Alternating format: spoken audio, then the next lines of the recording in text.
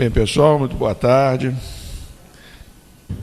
Estou eu aqui de novo, depois de um tempo afastado, né? Estamos aqui. Embora o tema que estivesse no programa, eu tivesse programado falar sobre o êxtase, a dupla vista, né, que são fenômenos anímicos, né, eu achei que esse estudo aí mereceria um tratamento melhor. Eu não estava preparado hoje para trazer esse assunto para vocês. Depois fiquei pensando assim, poxa, nós estamos precisando de temas que nos consolem, né? Precisamos de temas que nos tragam esperança, que nos tragam alívio diante de tantas as dificuldades que nós temos encontrado, né? Esse momento de crise que o nosso país passa, e essa crise, evidentemente, nos envolve a todos. De maneira que hoje eu resolvi, então, falar de um tema que eu considero um dos mais consoladores da doutrina, né? E prometo que no próximo mês eu volto para falar sobre o êxtase e a dupla vista, né? Com um número maior de exemplos do que eu tinha em mão para fazer isso hoje, de maneira que gostaria de falar hoje sobre os espíritos protetores, sobre os anjos guardiães, né? Os anjos de guarda, porque eu acho que esse tema aí é um dos temas mais consoladores, a gente saber que nós não estamos sozinhos, né? Que mesmo que nós enfrentemos dificuldades, nós não as estamos enfrentando sozinhos, nós as estamos enfrentando, mas com alguém que está ao nosso lado, que se propõe a passar pelas dificuldades junto conosco. Aí eu disse, bom, provavelmente todo mundo já sabe da existência do anjo guardião, mas será que nós sabemos em detalhes o que a doutrina espírita nos fala sobre esse tema, né? O que a doutrina espírita nos esclarece sobre os anjos guardiães e sobre os espíritos protetores, a diferença entre eles, as características de cada um, né? Como nós devemos nos comportar diante deles? Bem, aí eu resolvi falar sobre esse tema. Espero aí que seja do agrado de todos e que vocês possam se sentir, como eu me sinto, consolado em saber que eu não estou sozinho, né? Eu tenho sempre, nos momentos de dificuldade, alguém com quem me aconselhar, alguém a quem dirigir as minhas súplicas, e tenho certeza que, através da minha intuição, recebo as melhores orientações nesse sentido. Talvez até a mudança do tema tenha sido uma orientação para que eu fizesse isso na tarde de hoje. Esse tema está tratado basicamente em dois momentos. Ele está tratado no Livro dos Espíritos, das questões 489 a 521, e está tratado no Evangelho segundo o Espiritismo, lá no capítulo 28, último capítulo do Evangelho, quando Kardec toca como devemos fazer a oração, a prece aos anjos guardiães. Então, ali a gente tem também uma orientação, né, um esclarecimento desse tema. Bem, a primeira coisa que eu ressalto aqui vamos fazer diferença entre o anjo guardião, uns falam anjo de guarda, anjo da guarda, né, espírito guardião, ou simplesmente guardião, e espírito protetor. A doutrina faz diferença entre anjo guardião e espírito protetor.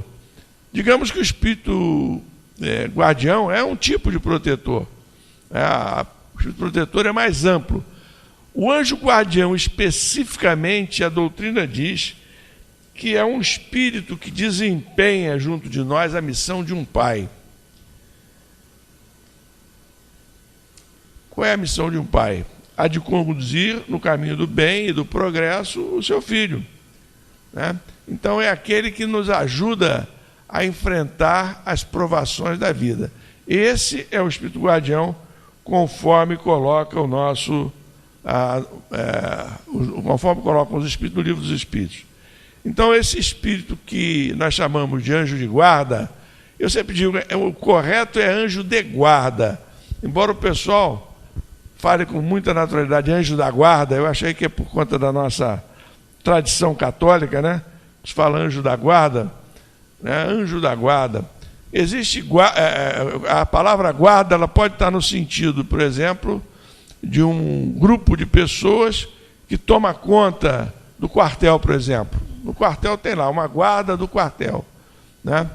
Então, quando a gente fala anjo da guarda, é alguém desta equipe que está lá tomando conta do quartel. Então, quando você fala anjo de guarda, é aquele sujeito, é aquele espírito que está de vigilância em relação a você, está ali cumprindo efetivamente a missão. Embora não faça a menor diferença falar anjo de guarda ou anjo da guarda, o mais correto é anjo de guarda. Se vocês pegarem aí o Livro dos Espíritos, as traduções do Livro dos Espíritos, por exemplo, do Herculano Pires, o Herculano Pires fala anjo de guarda. Vocês podem pegar outras traduções, vai estar anjo da guarda, talvez esteja. Então, não é que faça uma distinção absoluta, eu procuro chamar sempre anjo de guarda. Então, esse anjo de guarda é esse pai, esse que faz esse papel, esse espírito que faz esse papel de pai, que fica junto a nós, que nos aconselha, que nos ajuda a superar as nossas dificuldades, que nos ajuda a cumprir nossa missão e que, portanto, nos ajuda a progredir. Tem uma passagem que caracteriza bem o anjo de guarda, uma historinha. Estou cheio de livro de história aqui, ó.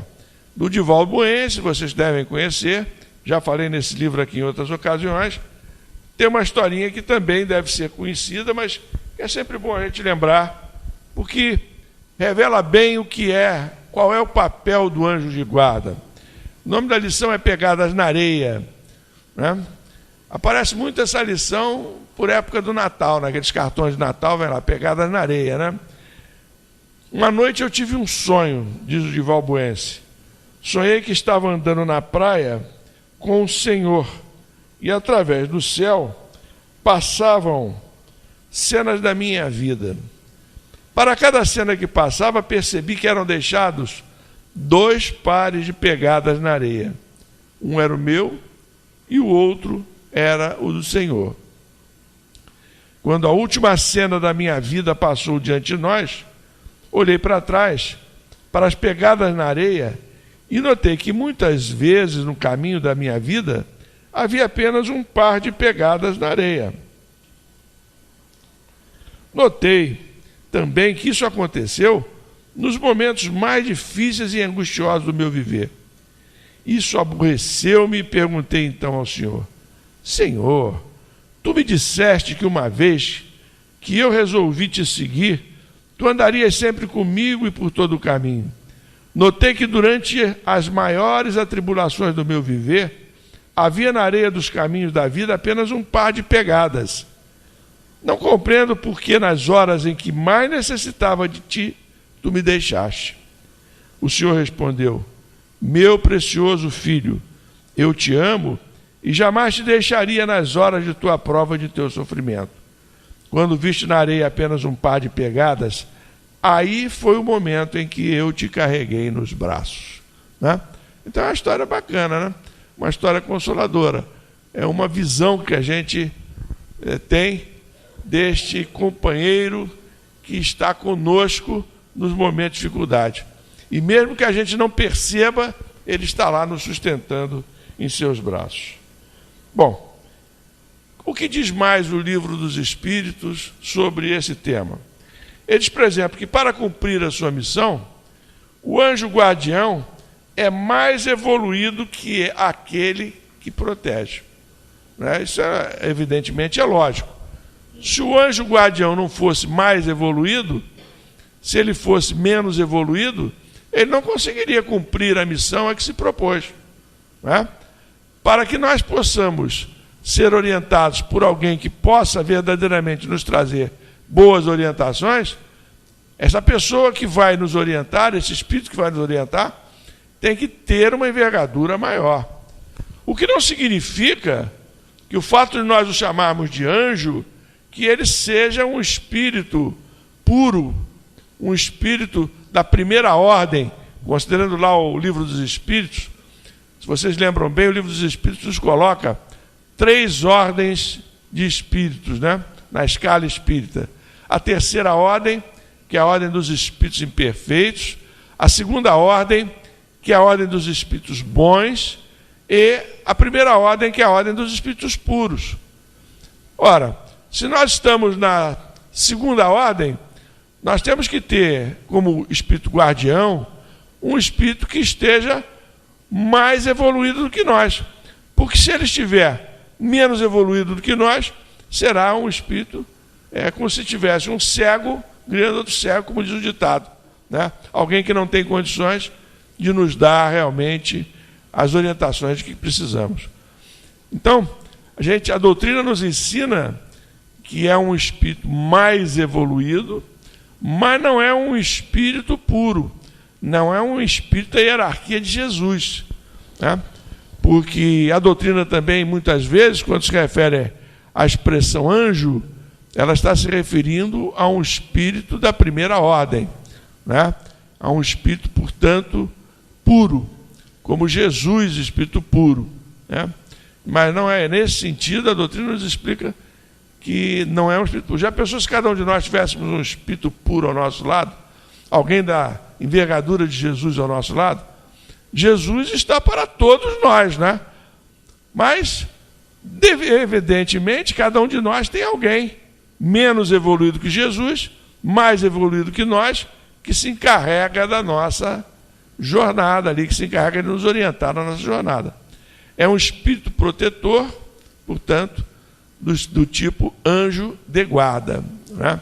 O espírito protetor é aquele que aceita o protetor. O anjo de guarda tem características um pouco diferentes, é o que eu estou falando, né?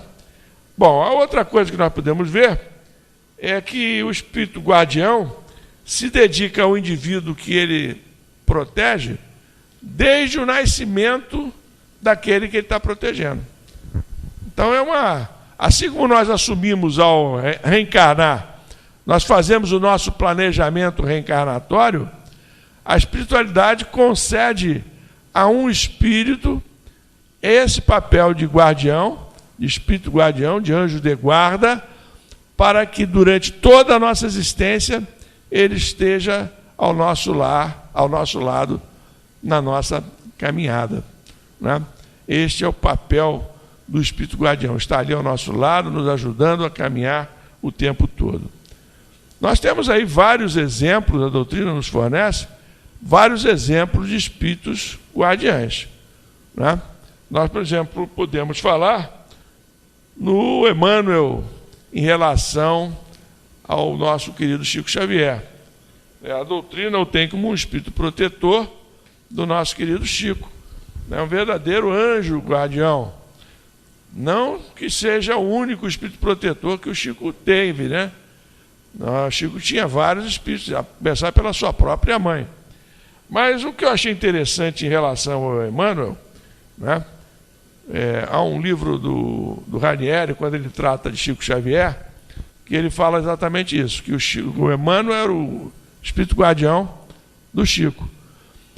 Mas uma coisa que a gente também precisa entender é que o espírito guardião, embora ele tenha esse compromisso do nascimento até a nossa morte, às vezes até durante o período da erraticidade, quando nós estamos nos preparando para a nova encarnação, às vezes o amor dele por nós é tanto que ele nos protege também no nosso período de preparação para uma nova encarnação, e às vezes volta até numa outra encarnação nossa nos protegendo.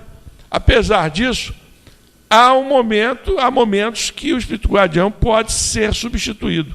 Isso eu achei muito interessante, isso eu não sabia. Eu hoje descobri, por exemplo, que o Emmanuel deixou de ser o espírito guardião do Chico por um pequeno período. Está nesse livro aqui, ó, de Francisco de Assis, perdão, Chico de Francisco, né? Chico de Francisco de Adelino da Silveira. Esse livro é muito interessante. E aí ele fala aqui, o substituto de Emmanuel contou no Chico que durante a Segunda Guerra Mundial, ele lembra que a França ainda não tinha sido invadida. Estevão, do livro Paulo e Estevão, pediu a Emmanuel para proteger uns amigos dele que viviam na Grécia. Emmanuel, então, se ausenta durante 2 anos aproximadamente, deixando para substituí-lo o espírito de Natanael, né? Aí o Adelino disse: só gostaria de saber quem é esse Natanael, porque é um espírito que nunca ninguém falou na doutrina. Eu, pelo menos, nunca ouvi falar em Natanael. O Adelino da Silveira era uma pessoa que gozava da intimidade do Chico, né?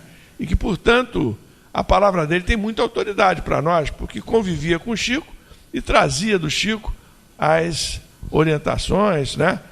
Trazia os exemplos, os casos. Esse livro aqui é muito interessante. Quem não conhece, quiser conhecer mais sobre a vida do Chico, deveria procurar ler esse livro, deve ter aí na biblioteca. Bem, então é isso, meus amigos. O Emmanuel é um exemplo de espírito guardião, né? Um exemplo de espírito protetor, né? Do tipo guardião, do nosso Chico Xavier, e ele ficou, portanto, praticamente a vida toda com o Chico, né? Mas se ausentou por um período de 2 meses, a pedido de Estevão, para cuidar de amigos de Estevão que viviam na Grécia, né? Outros espíritos que nós podemos dizer aí, como protetores, que se colocam como protetores a nível de guardião ou não, por exemplo, o próprio Estevão. No livro Paulo e Estevão, vocês se lembram que Paulo, quando ainda Saulo, ele move uma perseguição tremenda contra os cristãos, né? E o principal alvo dessa perseguição acaba sendo Gesiel, ou Estevão, né? Que ele não sabia. Saulo não sabia que Estevão era Gesiel. Gesiel era o irmão de Abigail, que era o grande amor da vida de Paulo. Então, Saulo de Tarso, quer dizer, o Paulo ainda na sua época de fariseu, ele se dedica a perseguir Estevão, que era um líder da igreja nascente, né, do cristianismo nascente. E consegue fazê-lo, leva ao apedrejamento. Nos momentos que antecedem o apedrejamento, ele leva Abigail para presenciar aquele momento, e Abigail reconhece o irmão, e é um momento de grande emoção que o livro narra para todos nós. Bom, naquele momento, então, Saulo percebe, né, o quanto ele tinha magoado a sua amada por perseguir aquele irmão dela, que ele não sabia que era irmão dela.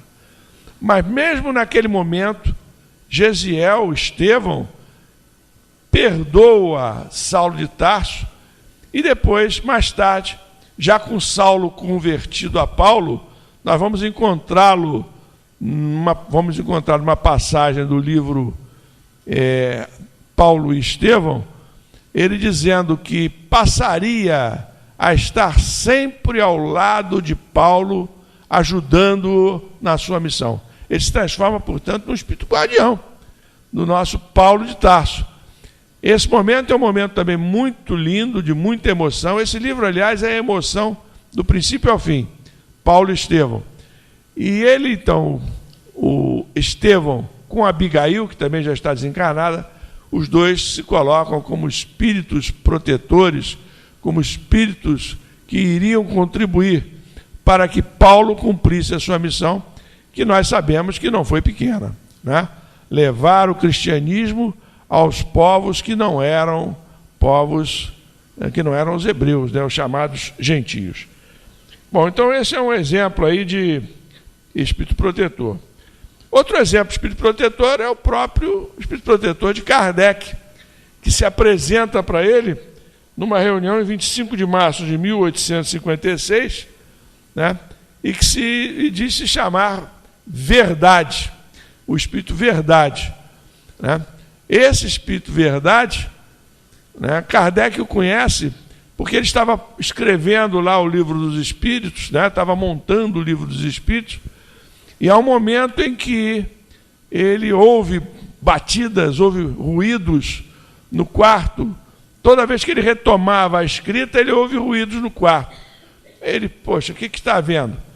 Aí, na sessão seguinte, de contato com os espíritos, né, ele apresenta-se esse espírito Verdade, né, e Kardec então pergunta para ele se tinha sido ele que tinha feito o barulho. Ele disse, não, fui eu que fiz, e você tem que rever aquele ponto que você estava escrevendo, porque ali é um erro grave, né? E assim Kardec faz, e o Espírito depois se identifica para ele, dizendo que estava ali para ajudar Kardec a concluir a sua missão, a cumprir a sua missão, e que estaria com ele durante todo esse período. Kardec então pergunta o nome dele, ele diz, chama-me a verdade, né? Está no livro Obras Póstumas essa passagem, quando naquela parte em que cronologicamente são analisados os atos da vida de Kardec. Isso aconteceu em 25 de março de 1856. Outro espírito guardião, né? Outro espírito protetor que acabou se transformando em guardião, como se transformaram aí Estevão, como se transformou o Espírito Verdade, é o espírito de Santo Agostinho, em relação a Jesus Gonçalves. Nós sabemos que Jesus Gonçalves, antes de ser Jesus Gonçalves foi um ranceniano que viveu aqui no Brasil, na colônia do Borembi, em São Paulo. Assim como nós temos aqui no Rio a colônia do Curupaiti, em São Paulo nós temos a colônia do Borembi. Então ele viveu lá na colônia do Borembi e se transformou em espírita, se tornou espírita. Jesus Gonçalves era um homem forte, bonito, uma pessoa sadia, até que, pela casa dos 30 anos de idade, ele é acometido da hanseníase. E a hanseníase, naquela época, não tinha os tratamentos que hoje os hansenianos têm. Hoje se tem uma compreensão da doença que não se tinha naquela época, né? No século passado, aí, primeira metade do século passado. Várias doenças que eram mortais, digamos assim, eram terríveis na primeira metade do século passado, hoje são perfeitamente curáveis, né? Haja vista a própria tuberculose, que era uma doença que levava à morte, com certeza, na primeira metade do século passado, né? Até mesmo as pneumonias levavam à morte na primeira metade do século passado. Conta-se, inclusive, que Churchill, que era o primeiro-ministro inglês durante a guerra, que ele, durante a guerra, ele havia sido acometido por uma pneumonia, uma pneumonia grave. E ele é curado justamente porque a penicilina, naquele momento, estava sendo testada e ele, então, é salvo, né? Quer dizer, doenças que existiam naquela época que hoje são perfeitamente curáveis. É o caso hoje da hanseníase. Hoje ela é controlável e acredito que as pessoas que sejam portadoras do vírus, né? não sei se vírus ou bactéria, bem, enfim, que tenham o mal, elas são perfeitamente, elas podem levar uma vida normal. Mas então o Jesus Gonçalves, como tantos e tantos outros que nós conhecemos, o nosso Amazonas Hércules e outros companheiros que foram hansenianos, ele se torna hanseniano, é levado à colônia do Borembi, se torna um homem profundamente revoltado, porque estava sendo consumido pela doença, e ele tinha também um mal crônico, uma dor estomacal, que não passava de jeito nenhum. E ele frequentava as reuniões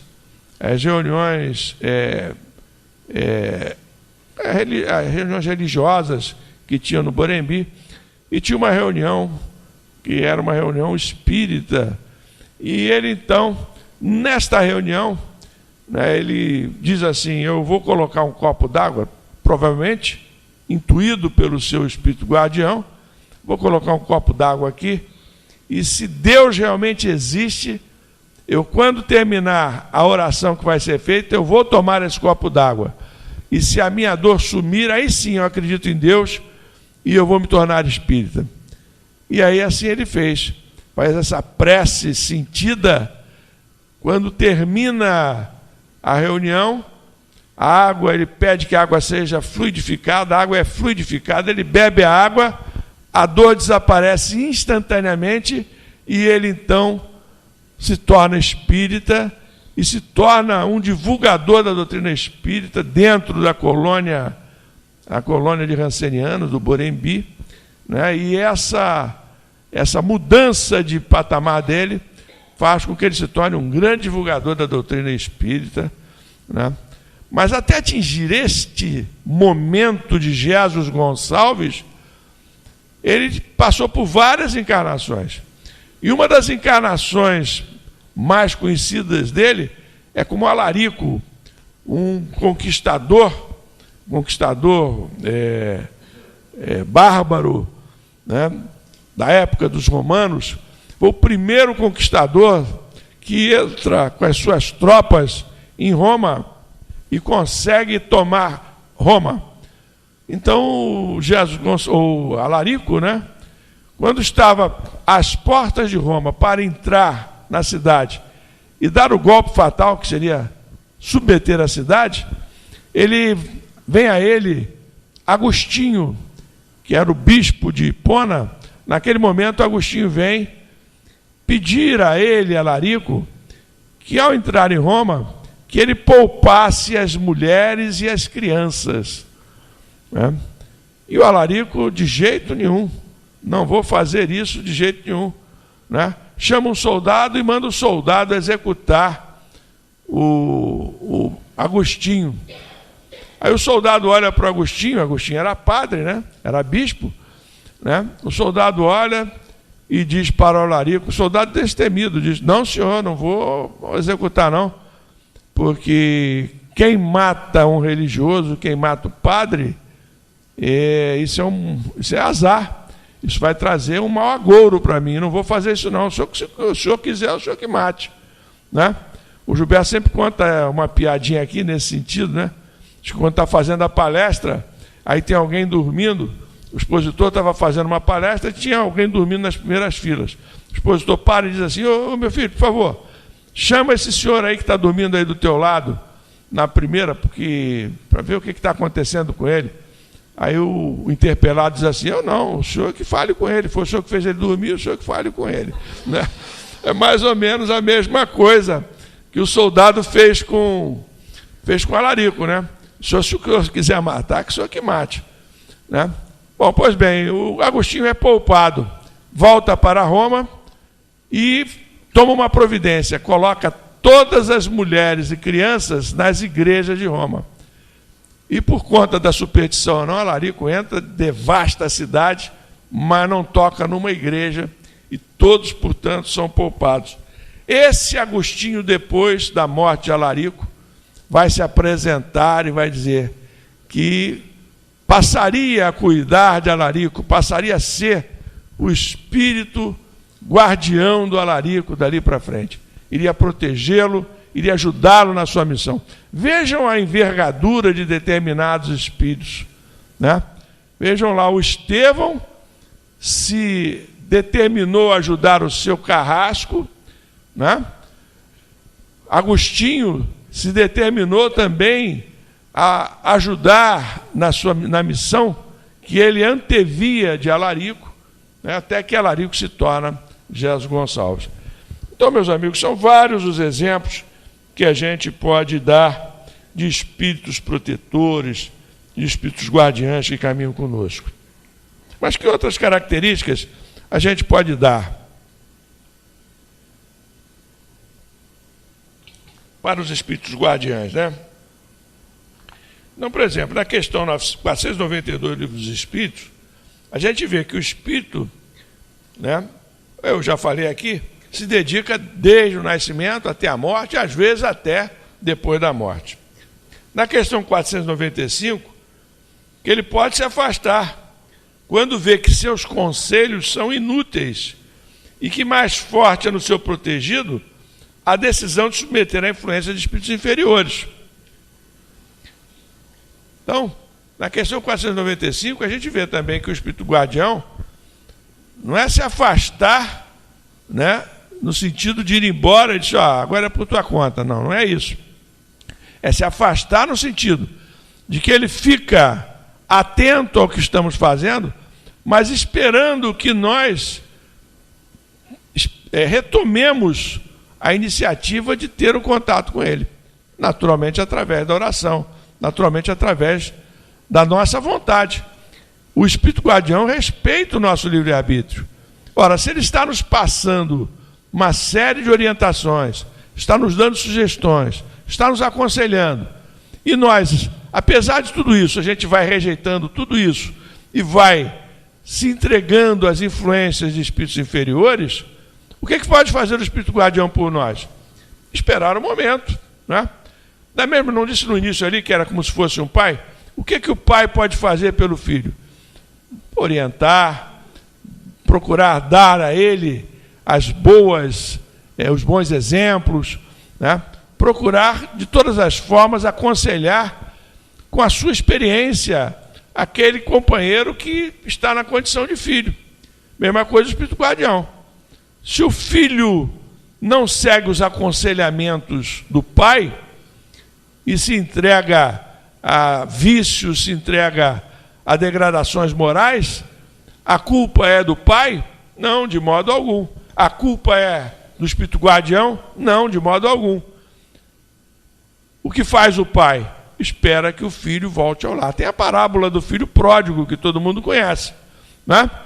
Quer dizer, o filho em determinado momento, talvez seguindo seus impulsos inferiores, chega para o pai e diz: pai, eu gostaria que você fizesse aqui a partilha dos bens entre eu e meu irmão, eu vou pegar meus bens e vou sair pelo mundo para aproveitar a vida.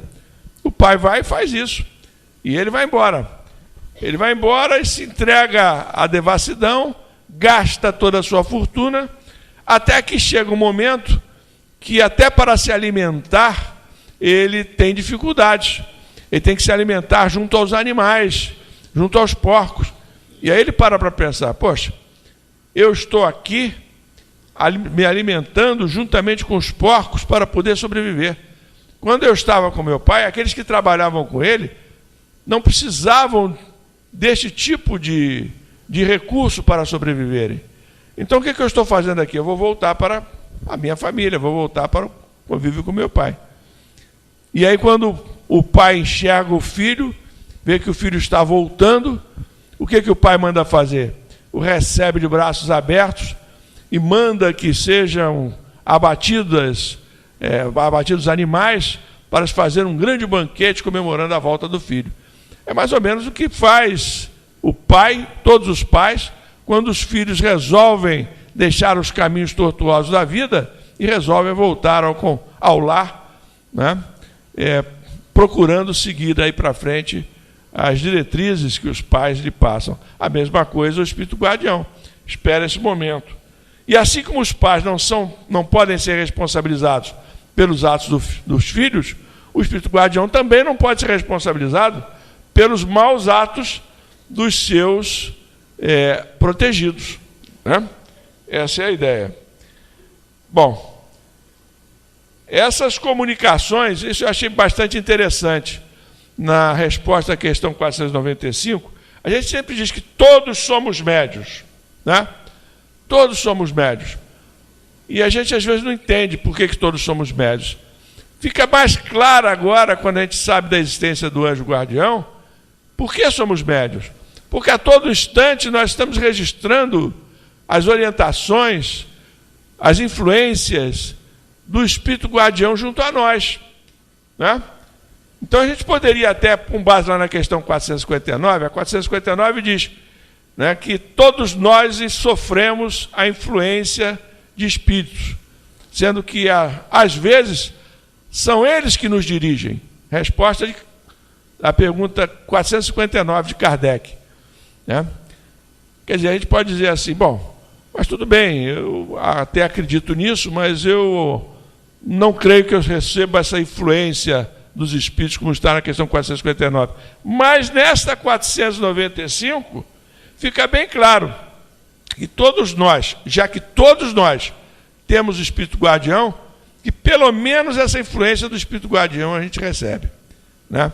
Porque é uma influência que foi estabelecida por força do nosso nascimento, no momento do nosso nascimento até a nossa morte. Qual o nome do Espírito Guardião? Eu citei vários nomes aqui, isso é importante, é melhor acender a luz lá atrás. Isso é importante. Qual o nome do espírito, guardião? E a doutrina veio dizer que não, o nome não importa. Pois bem pode dar-se que não tenha nome conhecido na terra. Invocamo-lo então como nosso anjo guardião. Não, tá bom, querido. Não, tá bom. Lá atrás eles acendem. Né? Podemos mesmo invocá-lo por um nome de qualquer espírito. Né? Então, por exemplo, nós somos da casa de Eurípides Barçanufo, a gente se apega muito a Eurípides, né? Um espírito angelical, podemos dizer.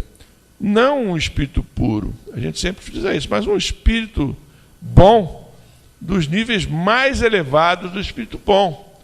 Né? Um espírito que, segundo aprendemos, é da esfera crística, ele está próximo ao Cristo, né? Portanto, da classe mais elevada dos espíritos da segunda ordem. Então, nós nos apegamos muito a Eurípides.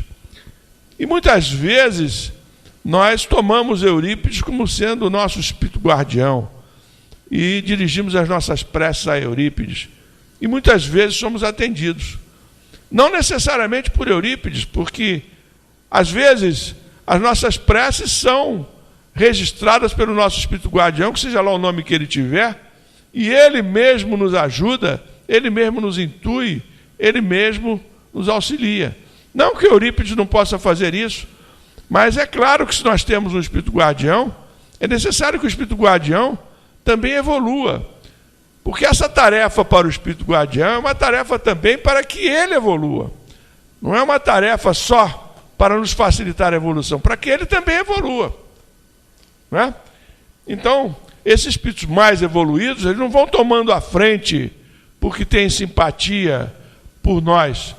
É claro, eles estão nos olhando, estão nos auxiliando, mas todos nós temos os nossos espíritos guardiães.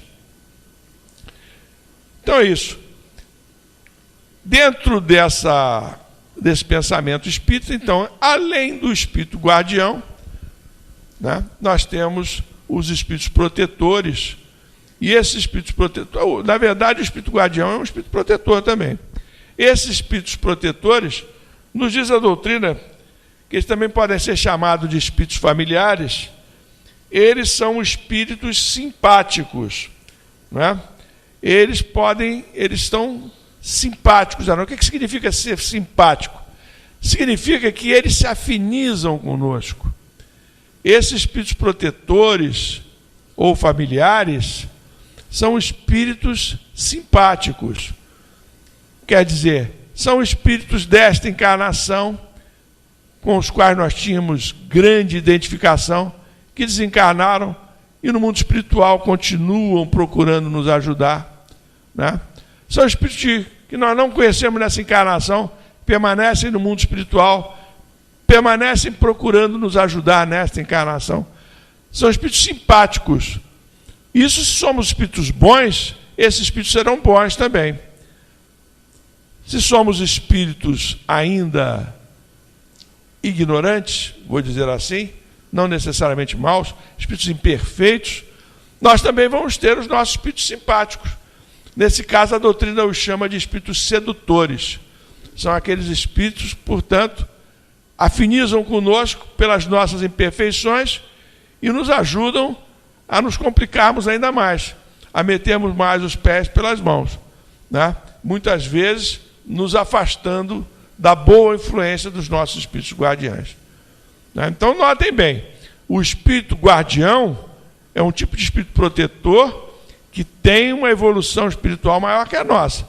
O espírito simpático, familiar, ele é um tipo de espírito protetor, se ele estiver na mesma faixa que nós, interessado em nos ajudar, mas pode ser um espírito sedutor que, portanto, queira atrapalhar a nossa vida, complicar ainda mais a nossa evolução e a nossa trajetória, portanto, para chegarmos à pureza espiritual.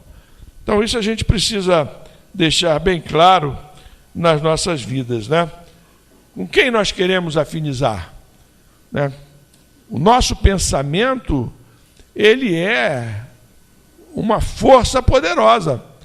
Se nós estamos com o nosso pensamento pensando coisas boas, estamos atraindo boas companhias. Se com o nosso pensamento estamos pensando coisas ruins, nós estamos atraindo pessoas que, como nós, pensam coisas ruins. Isso não quer dizer também que nós tenhamos permanentemente ao nosso lado um espírito familiar bom e um espírito sedutor ruim, né? Como num desenho clássico do Walt Disney, do Pato Donald indo para o colégio. Não sei, na minha época esse desenho passava toda a época, na época que eu via televisão. Não sei se vocês viram esse desenho. Pato Donald todo feliz num dia ensolarado, indo para o colégio. Aí aparece um Pato Donald com um chifrinho de diabinho do lado dele e diz assim: o que você vai fazer no colégio num dia como esse? Um dia maravilhoso, um sol lindo. Vá para a praia, vai passear, esquece a escola, vai para outro lugar. Aí o Pato Donald para pensar e já começa a maquinar e ir para a praia.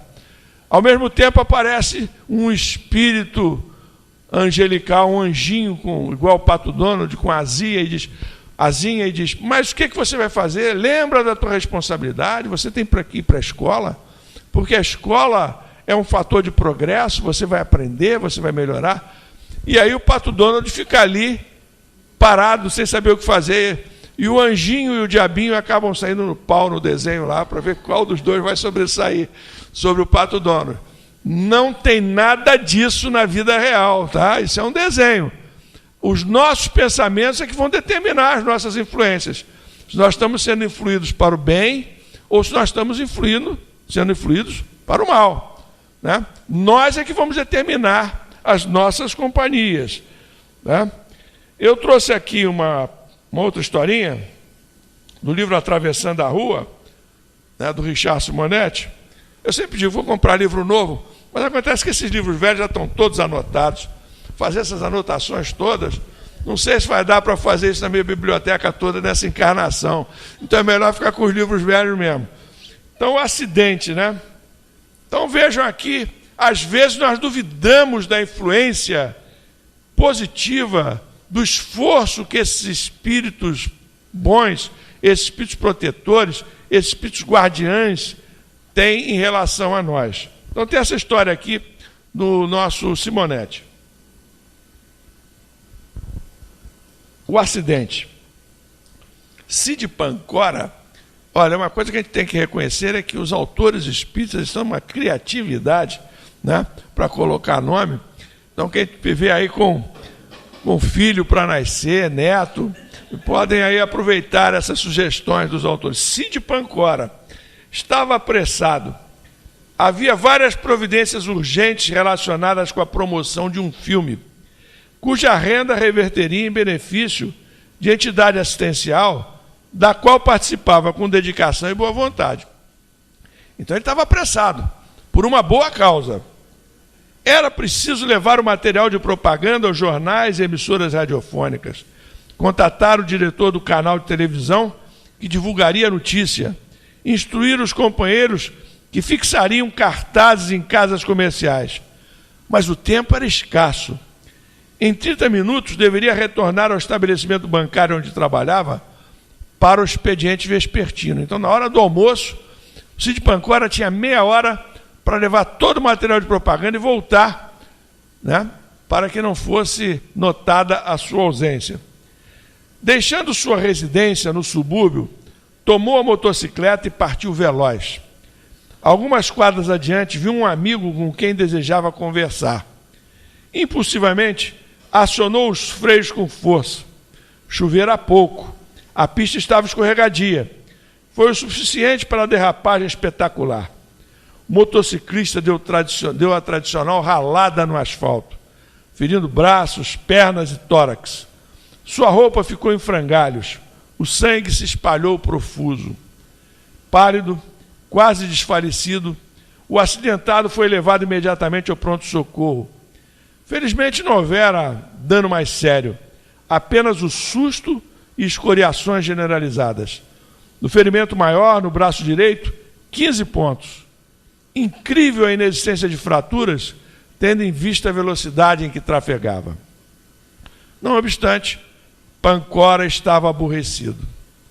Afinal, o acidente trouxera problemas à promoção, com prejuízo para a entidade assistencial. Os espíritos bem podiam ter ajudado. Muito franco, expôs sua contrariedade ao orientador espiritual em reunião mediúnica realizada em seu lar, com o propósito de confortá-lo.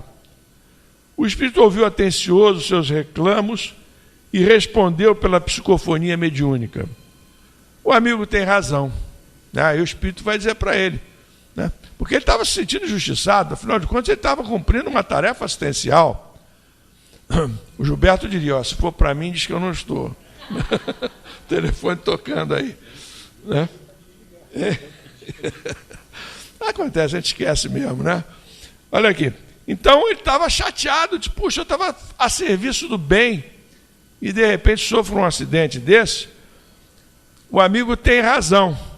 Considere, entretanto, que temos limitações e nem sempre conseguimos proteger com eficiência nossos colaboradores encarnados, principalmente quando fazem o que não é devido, como frear bruscamente uma moto em pista escorregadia. Para evitar o acidente, teríamos de subverter as leis da física. Isso os espíritos não fazem.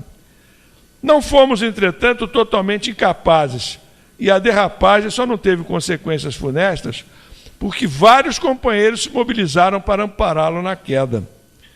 Você não imagina o trabalho que tivemos para evitar ossos quebrados, né? Então o Espírito dá uma lição para ele, né? Quer dizer, não é pelo fato dele estar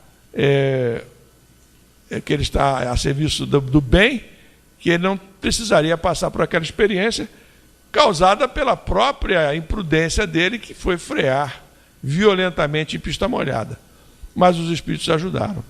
Então, o objetivo dessa historinha é justamente mostrar que, embora muitas vezes não reconheçamos a presença de espíritos que queiram nos ajudar junto a nós, às vezes as consequências dos atos que provocamos com a nossa imprudência são muito menores do que poderiam ser, graças à influência desses espíritos que estão sempre junto a nós. Não é? Ainda com relação a esses espíritos sedutores, eles se aproveitam das nossas fraquezas. E não pensem vocês que isso só acontece com espíritos que estejam assim numa envergadura espiritual menos evoluída, né? O espírito menos invigilante. Tem uma história, por exemplo, do Chico sofrendo o assédio de um espírito dessa natureza. Mais uma vez nesse livro Chico de Francisco. O nome da história é Você Me Chamou? Diz assim, a vida de Chico foi sempre um sacrifício constante.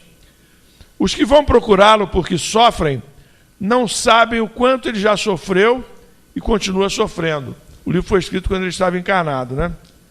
Certa vez ele nos disse, o espírito chora escondido, o espírita chora escondido, depois lava o rosto e vai atender a multidão sorrindo. Que frase, que exemplo, né? O espírito chora escondido, lava o rosto e vai atender a multidão sorrindo.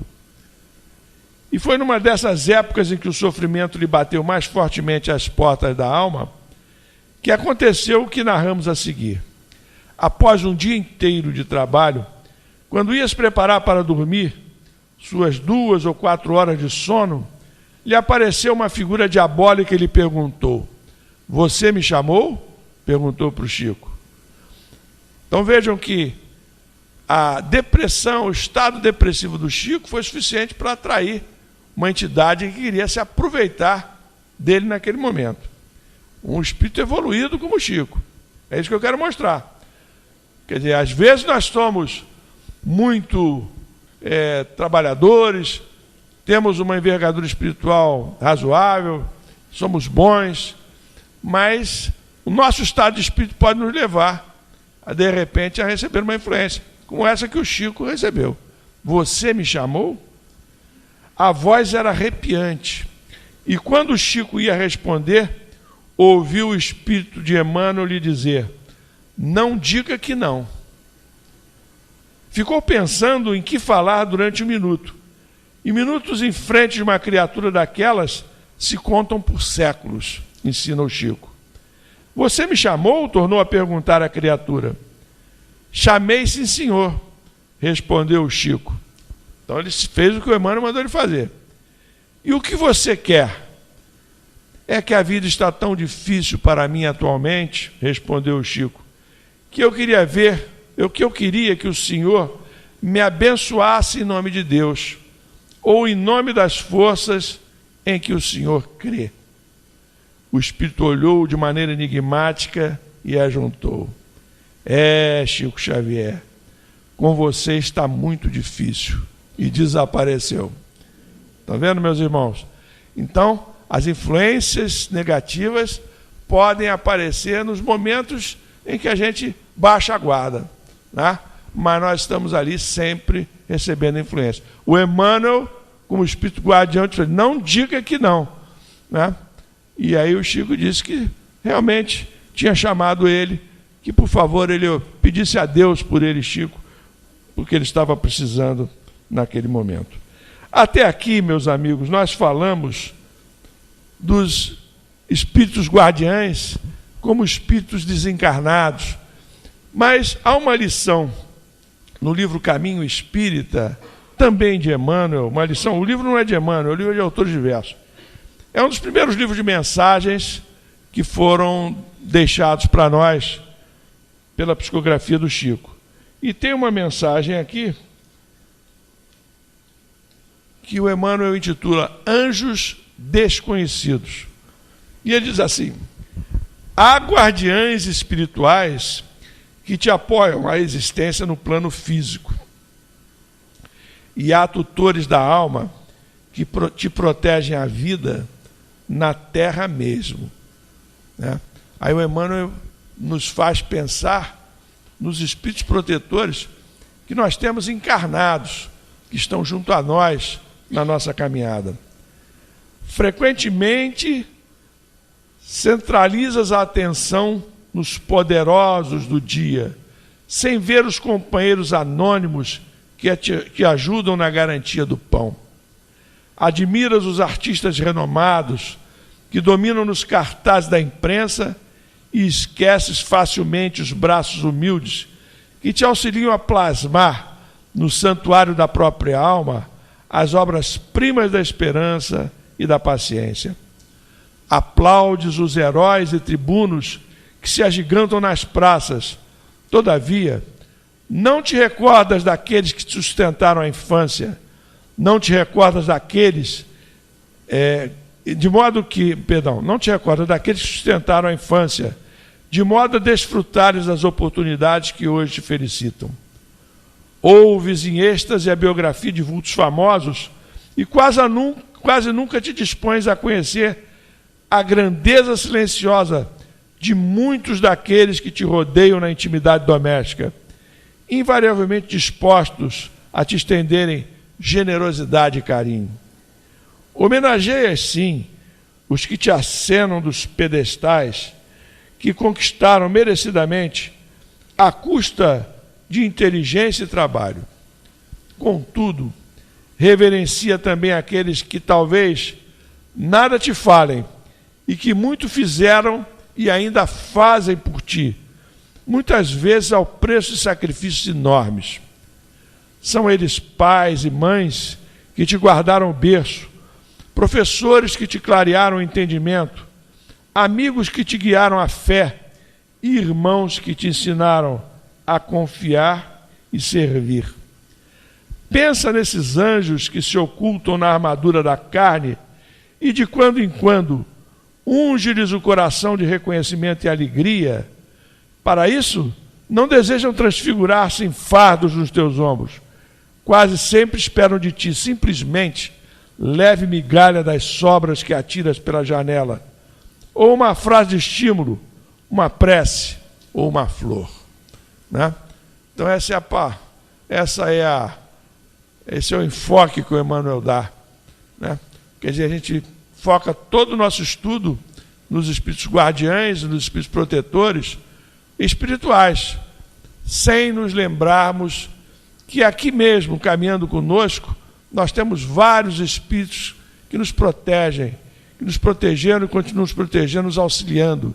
E ele nos conclama a sermos gratos a esses espíritos encarnados.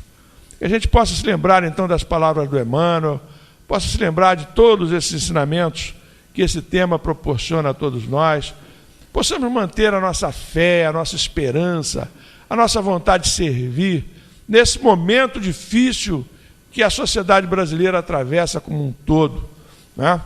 Não há um momento, não há um dia que a gente busque jornais, revistas, televisão, que a gente não tenha notícias de episódios tristes que nos contrariam a essência do ser. Mas confiemos no Pai, confiemos que acima de todos, Ele é o nosso protetor máximo. E Ele está olhando não apenas por nós, mas por toda a sociedade como um todo. E se nós estamos passando por essas dificuldades, é porque precisamos passar por essas dificuldades para evoluirmos espiritualmente. E o Senhor Jesus, portanto, em nome de Deus, possa continuar nos amparando, possa continuar nos guardando, possa continuar ajudando que esses espíritos guardiães cumpram as suas missões e que nós nos façamos atentos ao aconselhamento de cada um deles. Muita paz para todos, tenham todos um excelente final de sexta-feira e que possamos ter um final de semana feliz e dias felizes nos que se seguirem ao final de semana. Muita paz.